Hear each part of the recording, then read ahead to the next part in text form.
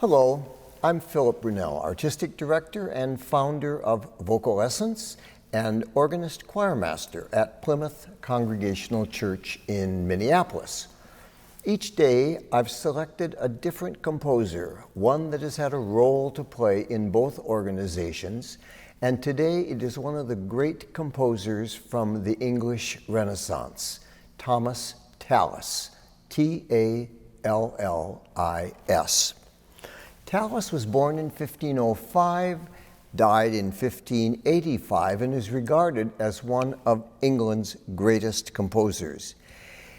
The time in which he lived was a time of great turmoil. There were a number of different rulers of the country.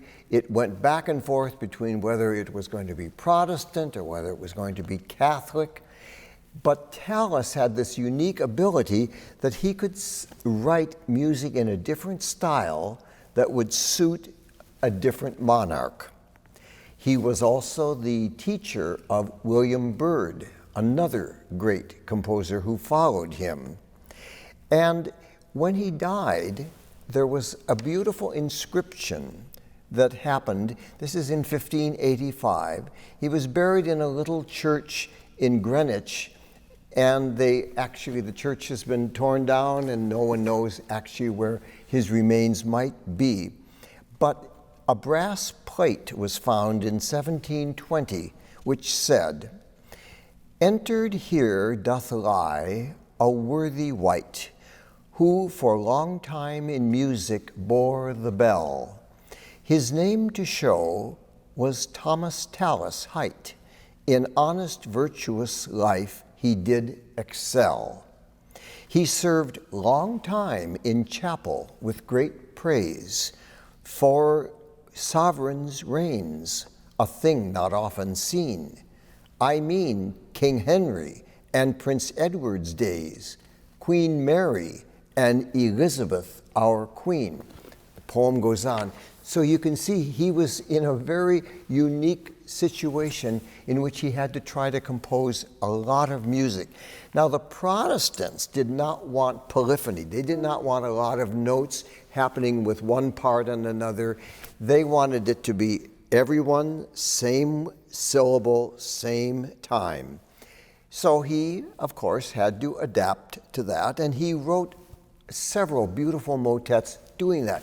One of the most famous and beautiful is one, I'm going to play the beginning part, called "If Ye Love Me, Keep My Commandments." Everyone is singing the same syllable at the same time.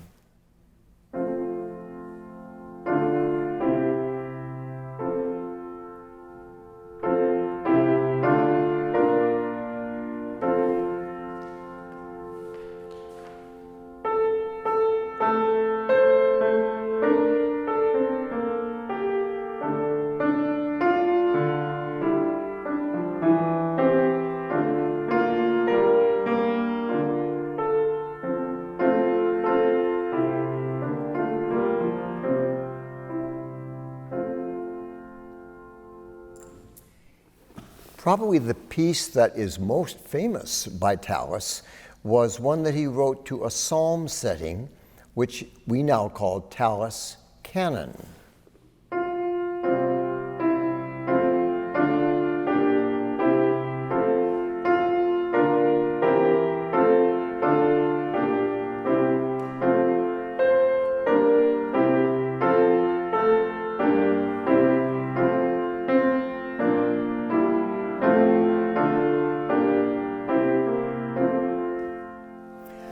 And it's called a canon because, of course, it could be sung as a round with one part starting and then another, and on and on and on, and you could have 4 8-part round to make it work. And it's a wonderful piece for group singing anytime. He also wrote a piece that is famous, not sung very often, but it's called Spem in Alium. And it's not sung often because it is for 8 choirs of 5 voices each, which means 40 different parts. I'm sorry I don't have the score right here, but it's about like this, and you see 40 different lines of music happening all the way. That is spem in alium. Other composers since have done the same thing, challenged by what Tallis has done. The other piece that he wrote was one that is probably the most famous in terms of being appreciated for its beauty and artistry, a piece called The Lamentations of Jeremiah. And it's the setting of those words in the book of Jeremiah. This is the lamentation of Jeremiah the prophet. So in the beginning, this one, of course, is Catholic. So there is not necessarily everyone at the same time. But what makes the piece unique, if you look in an old Bible and you see it, not only do you have the words, but then there would be this beautiful letter, like the letter A, a beautiful piece of painting that's right in the Bible. So Tallis set the letter. So I'm going to play the beginning part, and then I'm going to play the letter, which is then Aleph.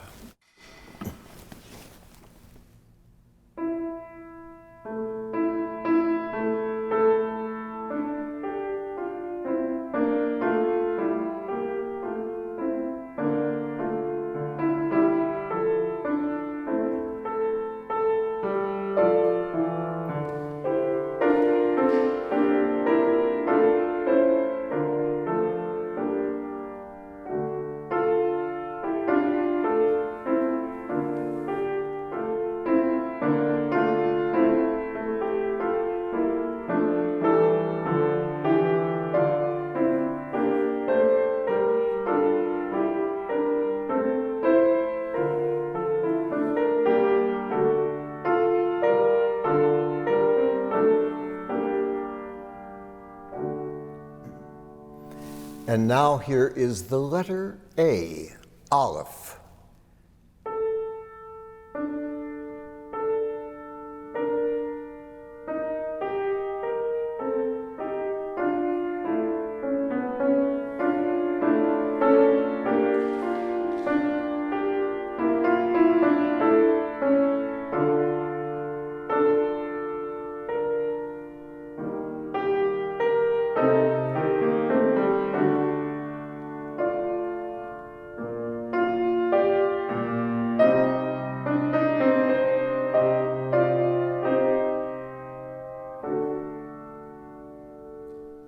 And as you go through the piece, each letter is set. It's a wonderful, effective, and beautiful work. Music of Thomas Tallis. Have a wonderful day.